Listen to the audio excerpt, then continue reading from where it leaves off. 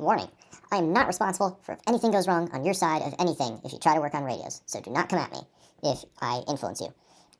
Disclaimer also, totally forgot to do an intro for the video, so we're going right to me analyzing what the heck went wrong with this thing. This is a Philco 630B, and I got it for free as in a million pieces. Came from a dumpster, and the first thing you're going to see is the cabinet, which is a mess, which I'm not throwing out, but I'm also not going to record.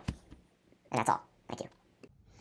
Here is something whoever screwed with this radio not long ago realized and threw this radio out for. There's a bunch of funny stuff. I noticed this on this little chunk here, which used to sit under the radio. It's a bunch of chunky, gross, mold-looking stuff. Maybe don't run bad electrolytics? That's what happens when you run an electrolytic capacitor that's gone bad. It spits its guts out everywhere. Everywhere. And things don't turn out so good. So it looks like that's what caused the failure of this radio. It caused it to be trashed. That's an on-off. That's the band switch. I don't know what that is. Looks like a tone control. Anyways, big problem this radio had, and that's why it was put out of service.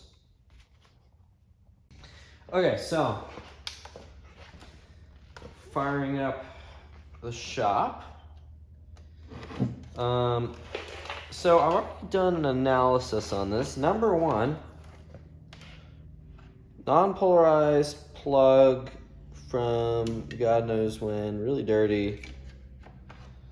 Looks like it was put in the last 20, 50, 30, give it 30 years, okay? It's probably been there since the 90s to now. It's about the time stamp we're looking at here. Okay.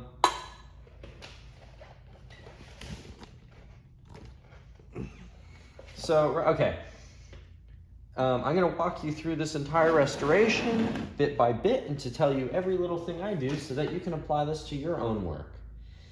So number one, when we're diving into this, I like to look at the hours that this thing has been running. So here's what we do. We look at the pilot lights first. Now the pilot lights, looks like there's two spots that the pilot lights are in. So number one, you want to set aside a container like this, and it's so that you can store all your goodies in there. So that's one of the pilot lights, and that goes in this little thing right there. I'm gonna put a new one in. And then this guy pops out too. Looks like we got all sorts of funny things going on here. I don't know what goes where. It looks like there's wires that go into there, but what lights up in there, I can't tell. I don't know, it's pretty weird. So, anyways, can't tell if that's, I don't know how burnt this light is, but we're gonna wanna replace it. So, it looks pretty dirty too. Right off the bat, it's helpful if this is it says Philco on there. You can also tell because the dialing, it's a very Philco-ish looking dial. Let's go through and analyze the different, just look for writing, look for, oh look, see right here, right off the bat we got this thing, a tag. What is this? Let's get my pliers. Tweezers. Oops. Let's see what you're all about. Oh, hey. Oops. Dang, how long has this been here? Get all of the performance which is built in this Philco. Connect the Philco all-wave serial transmission line here. Oh, that one right there. Oh, well, you can save that. So for these things, I like to have just a little corner. So we're gonna put them right there in the corner. Now that we got that going, let's look at writing, because a lot of times, if you can tell, these radios have been, sorry if my voice squeaks out, it does that. You can, okay, so right off the bat, clearly a very long time ago, because look at that handwriting, someone wrote out each tube and its name. So that's really helpful. Looks like we have 2 electrolytic capacitors. I'm unsure of the value, but I see we have some leakage I've already gone through, so I know exactly what's on the other side. I'm just pointing this out to you as if this was brand new to me. We have what looks to be some sort of a leak, and it looks like, oops, hang on, some corrosion looking fun down there, which we always love to see. Made in USA. It doesn't look like we have anything written on the side of these things, which is really not helpful at all. Obviously that's our speaker input. We have a speaker. I'll show you the cabinet in a sec. That's the cabinet right there. It's in bits and pieces. I'm such a box jumper. I've got a console on the side I gotta finish. I got a lot of things I gotta finish in this workshop. But this thing, it's in sad shape. But we do have a speaker. It's got a little bit of a clean tear right there in the corner. Otherwise, it's a good speaker. We're gonna use it. I don't think this is really salvageable, but me and my dad are gonna try and salvage the cabinet. This is not focusing. Anyways, so you can tell it's been serviced. Let's first of all, here's what we're gonna want to do. To make it easier when we flip this upside down, we're gonna find something like kind of cylindrical. So like something like this, maybe. Even like some masking tape. So let's flip this guy upside down. Now I've had one radio. It was gonna be a YouTube video and it fell off the desk and died. Thus, I never posted that video, but I got the radio running and then it fell off my desk. Don't be like me, kids. So always make sure your power cord goes that way, or just coil it up. Now, okay, this is where the fun begins. Let's just zoom in. Let's talk about this. Here are some key factors that you should look at when we're talking about the condition of your radio. Number 1, the brands of the capacitors. Why I say that is because, for example, this guy, probably that guy too. Maybe this guy down here, this 0.1, and maybe this guy. It says Philco on it, are all original capacitors from the 1930s, which tells me that this thing has been not too serviced, but we have this one, which looks like probably a 50s or 60s capacitor.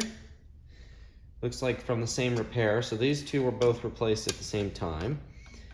And same for this one. This thing may have, and this. So assuming that we can say this thing's been serviced at least maybe twice, 3 times. Now, let's look for that leakage again, because, if we walk over here to the legs, you can see we've got some junk here, and we have junk on top of the chassis. And this is why you don't plug things in, because if you're not careful, you get that. Take a nice good look at all that chunky just goodness going on there. That's actually not supposed to be there, spoiler alert. And it's because that electrolytic blew up. It died. It just killed itself. So that's a problem we have to solve. Kind of a problem, a little bit of a problem. Let's look at everything here. Number 1, that electrolytic, one thing is connected to it, all 3 of things connected to it. So we gotta find the values on those. Hopefully they're still written on the side. I don't know what that component is. I almost wanna say that's some weird rectifier. Does that look like a sliding rectifier? I can't tell. I don't know what it is. I don't think it's selenium rectifier. Maybe it is. Ah, crap. Does it say? No. We'll find out later. This and this are both bad. Those are capacitors too. They hold probably 1 to 2 capacitors in them. So you know they're bad. This thing is some funky switch. I'm not sure what it does. Just not gonna touch it for now. Obviously, if your on and off switch, band control. Obviously, that's your tuning control. And it's nice because on the inside here, you can see that all the wires are cloth. There's no rubber. It looks like something has done some damage. Let's see how easy this electrolytic stuff comes off. Okay, so it does not want to come off easy.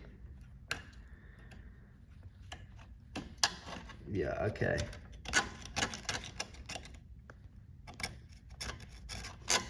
Just kind of scraping away at it, seeing what's gonna come off. So I can scrape this off, just get a little bit of like a heat gun. Wear a mask while I do this too.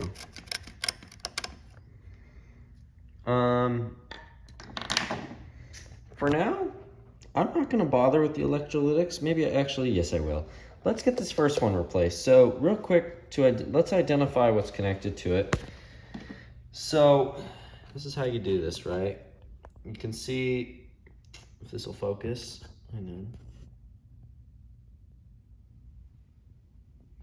So the semicircle, if that's a semicircle, right? Yeah, that's the semicircle. Circle. That's connected to what looks like, I apologize for making this super bad. Looks like just those 2 resistors are together connected to that. And that's it. Okay, so in that case, take note of that. And what we're gonna do is, we got another wire going to it too. Now we're not gonna disconnect the resistors yet. What we're gonna do is, because we gotta tell the value. Now usually these things have the value written on the side of the can. And I saw a tag, a label. So therefore, let's flip this guy back over. Let's take a look at what's going on up here. So flipping this guy around, it's gonna be this guy that we're looking at. So we're gonna wanna take our remover thing. Okay, just put these guys on the side.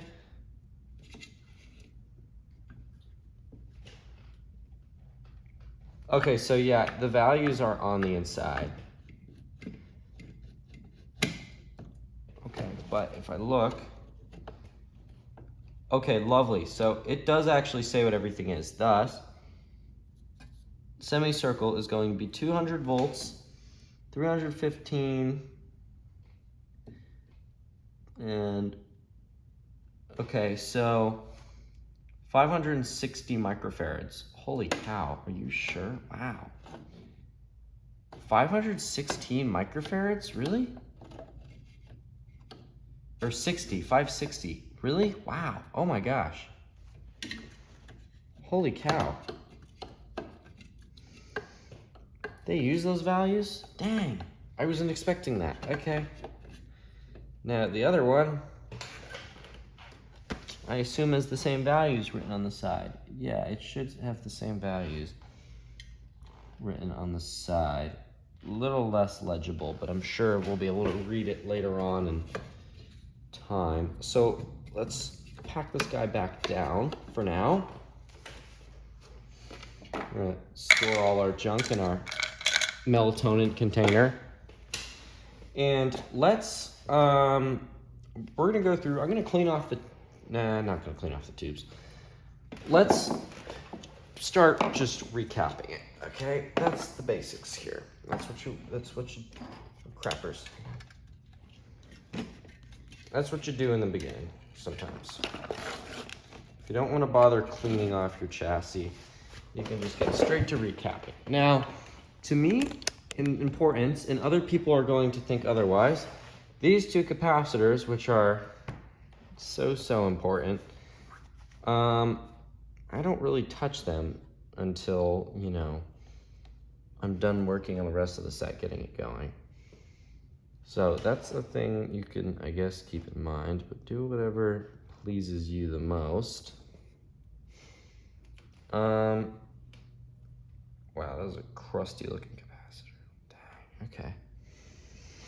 So let's just get to work. Let's get on the easy ones. I'll show you how to do this. So, for example, we have this 0.05 right here. What is this? An Astron?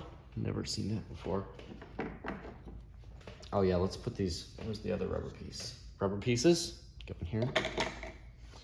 Now, this Astron, that's a 0.05, so I'm gonna head over to my stash. 503. Take a 0.05 microfarad capacitor right here. Make sure you're following the right volts. This is 600 volts. I got 1200 volts, so we're good. That's perfectly fine. Clearly you can see this guy did kind of a messy job. Now we can clean this up a bunch if we want to. I don't think I really will, but we can, it's an option. Okay, so here's one thing worth noting. These capacitors, I don't know if this is right, but I'm pretty sure this is right. They don't actually have values listed on them. These Philco capacitors, they don't, not these. So you have to go off of the part number itself. So 30-4215, you can look that up in the schematics part list online. There should be a photo of that with a circle around the part. So in that case, this is what is this? 4024, so that's not gonna be it. 4215, 4215, 4215. All of those are 4215, so I have to replace them with a 0.2. No, sorry, 0.02, my bad. Okay, so we got some suspicious stuff going on. I was replacing this, and then I realized that down here, we got some funny stuff going on here. Also, we have some random diodes going on here. Not sure what the heck I'm supposed to do here. A little concerned. Someone was definitely screwing with this radio a while ago. I think it's whenever this cord was replaced was when this radio was screwed with and then thrown out. I don't know what the deal is with the diodes. I'm gonna have to look at the schematic. That's on the 80. I think the 80 is a rectifier, but I can't remember. I think it's a rectifier. That would make sense if they're diodes. Really weird stuff. We also have a bunch of no, it's just dead stuff. This is so weird. This thing's just telling me a story the more and more I go through this. Oh, there's a capacitor really stuffed down there. I didn't just realize that. Oh, man. Oh, this sucks. I hate this. I'm going to change projects in a second, just for the night. Put in this 0.05 and then I'm done for the night on this guy. I don't want to put up with this. I'll do this over the weekend. All right, ladies and gentlemen, welcome back to the channel. This is probably day 3 or 4 of working on the set. Here's the updates. I finished recapping on the normal capacitors. I still have to do all the ones in the Bakelite blocks, but I'll do that later. Today we're trying to figure out what's up with these electrolytics. So, I guess I need the schematic. I'll do that in a sec. Also, I pulled the speaker out and let's do a quick analysis. Number 1, wires in great shape, which is an absolute win for me. Number 2, giant chunky magnet field coil thing. I don't think that's a field coil, might be. And number 4, giant power transformer, output transformer. This thing's crazy though. It does have a big little bat. The rest of it's in really solid shape. I like these old 30s speakers.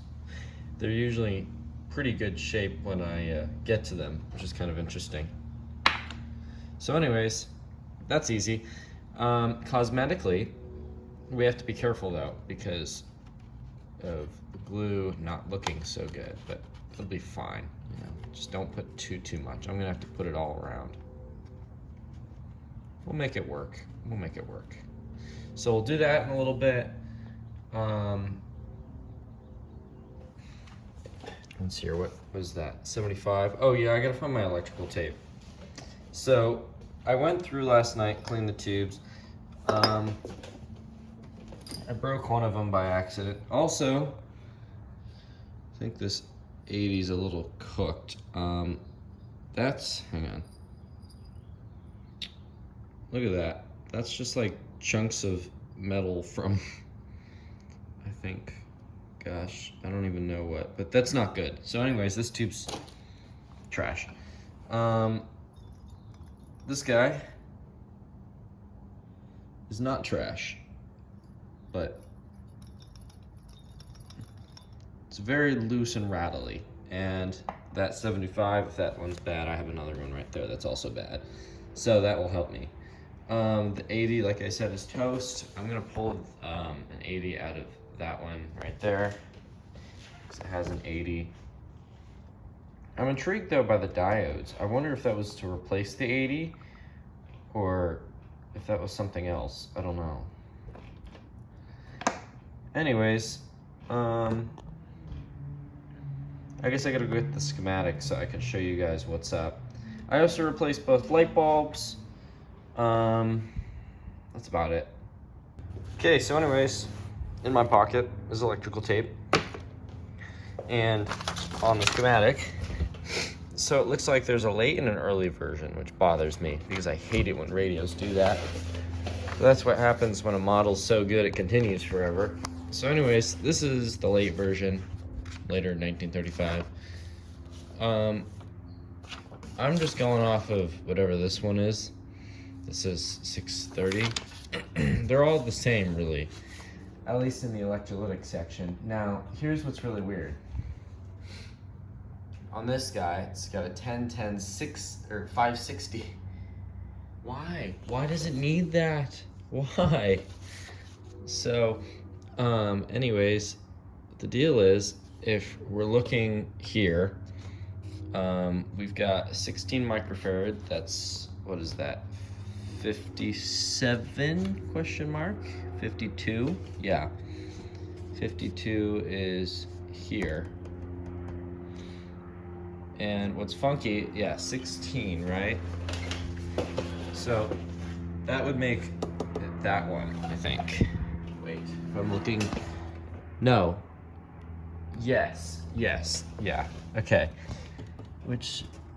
Okay, yeah, so that makes sense. Okay, yeah. So that should be a 16 microfarad. Not sure why it's that. This guy should be, hang on.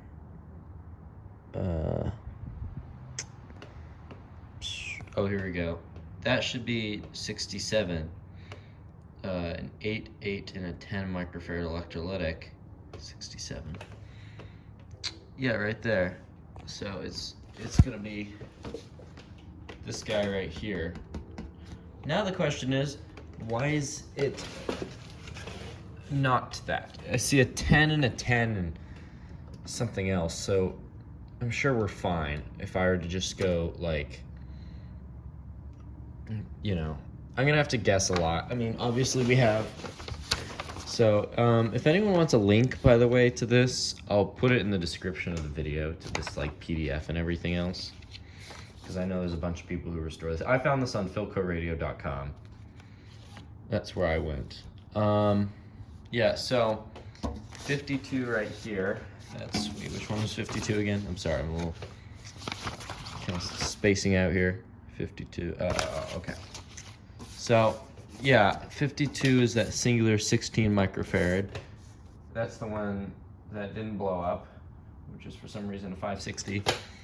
That's just going to ground. So that's a really easy thing there. Here on all three of these, only one goes to ground. So why do the others not? Oh, this bothers me. I don't know. Something really got changed and I don't know why.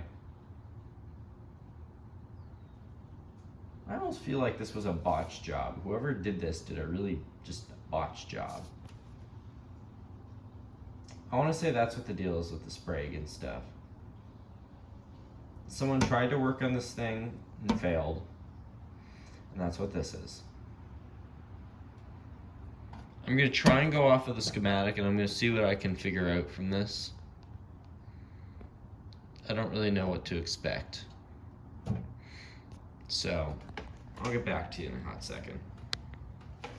Right on, so we replaced one of them. What I did was I kept the can in there and I just took advantage of the ground tab on it. So, we have 20 microfarads in there for the 16,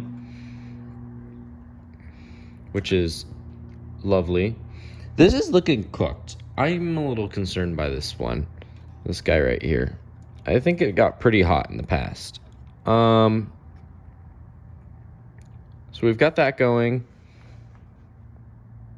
I don't like this Bakelite block right here because I don't know what's going around it and what's happening with it. I'm just gonna go with it. Yeah. Looking over here, like I said, I did that. This looks bad, but it's actually fine. There's a physical connection everywhere. Nothing's gonna break. This is nice and solid. This is just like this because of fitment reasons. And then I also just bent those tabs out. So now we gotta figure out what is what down here. And this little burned up, blown up mess, which I don't know how to really go about solving. It looks like there's just a wire going to each tab. And assuming each is 10 microfarads, I can go from there.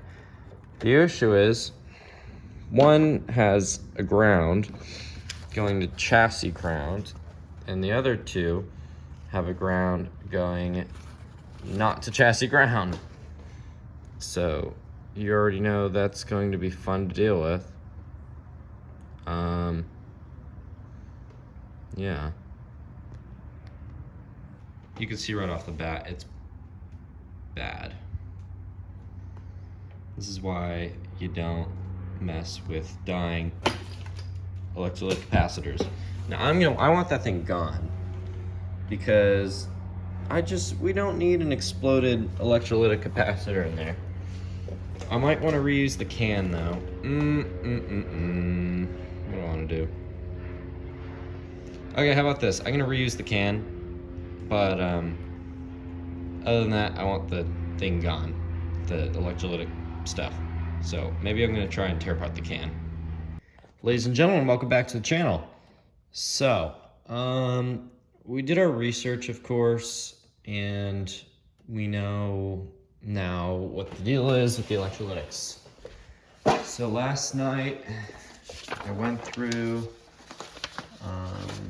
which ones are there? Which papers did I get?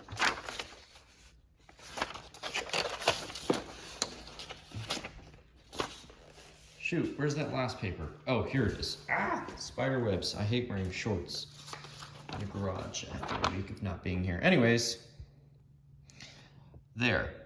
The polarities I searched so hard for. We have them. We're good. I'm gonna write them on the schematic as well, and nah, I'll just staple this on. It's okay. So basically, what this means is if we can find this guy. So actually, I messed up the polarity here. So I gotta swap these two. And then what we're gonna do is connect all of them to one of these things. I don't know, I gotta figure it out. I got this one right, the 20 back here. But the other ones, plural, not so much. So as you can see, the positives go here and here, and then we're gonna connect the negatives. And we're gonna connect this negative, and they're all gonna run to here. That's the plan, so I'm just gonna real quick do that. Right on. Okay, so this is not my best work, and I know all of you judgmental people are gonna judge me for it. The thing is, I'm not trying to be perfect here. I'm just trying to get this thing to run. Just trying to see if there's hope in this thing. If it'll do anything at all for me. That's all I need. Okay? Complain how you want in the comments, okay? These are nice and fastened. There's like a wire, but wires are always loose. Complain as much as you want. I really don't care. Anyways, I really need to stop worrying about that, and I really need to focus on the fact that the electrolytics are done. Now, I just learned last night that there's a capacitor in this thing. I don't know what it is, where it goes, nada.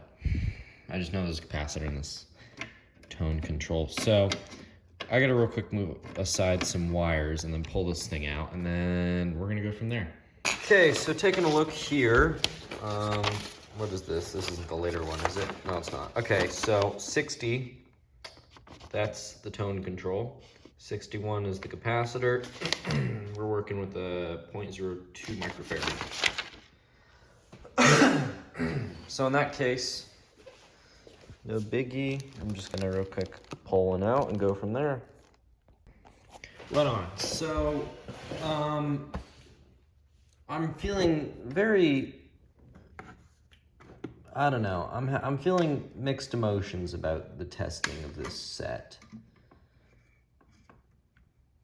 I don't want to test it without knobs, but at the same time, oh wait, I can just use electrical tape. I will, so I will add two things. Number one, yes, I did replace that, so that's good. I did leave the weird tar thing in there, but it's just disconnected, so it really doesn't matter to me. Bakelite caps, these things, I don't really care right now. I'll replace them later. I don't think they're fine, but I think they're they can operate regardless of whatever. I just don't really. I don't have much time, and I also don't want to devote too much energy to this set simply because it's just kind of not a set I care about because it's a piece of junk right now. It is, that's about it really. What I am going to do is I'm going to steal an 80 from another set I have, and I'm going to throw it in here. I'm going to take out these diodes, and yeah, these diodes right here, and then we're going to go from there. Okay, so let's go over the procedures here of what exactly I'm going to do here. Number one, I have a power strip down here in the corner. Lovely power strip. Number two, we have the radio and its plug.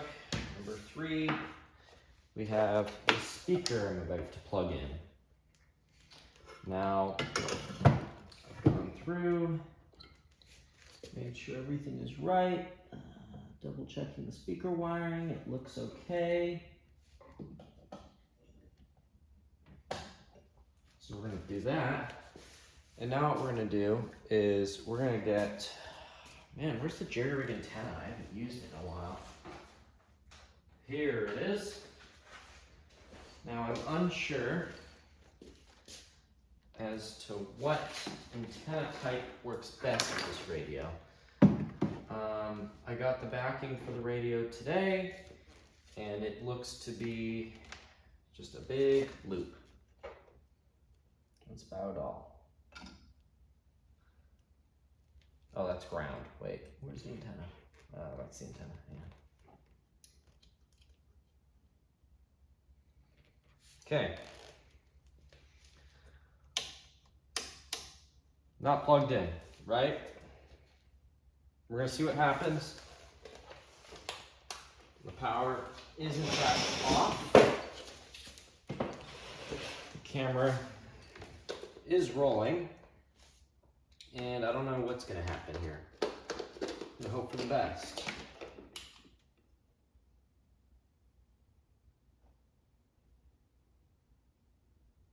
Nothing's blown up yet.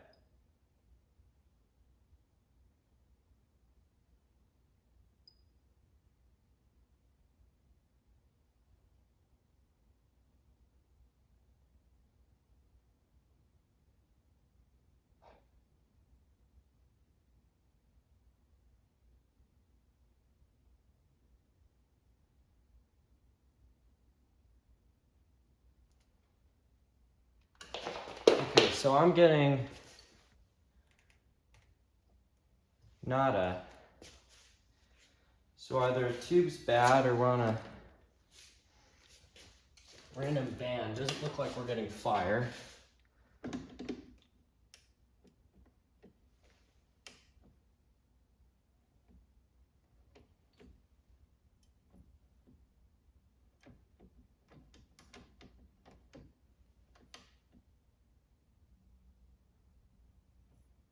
We're not getting output at all.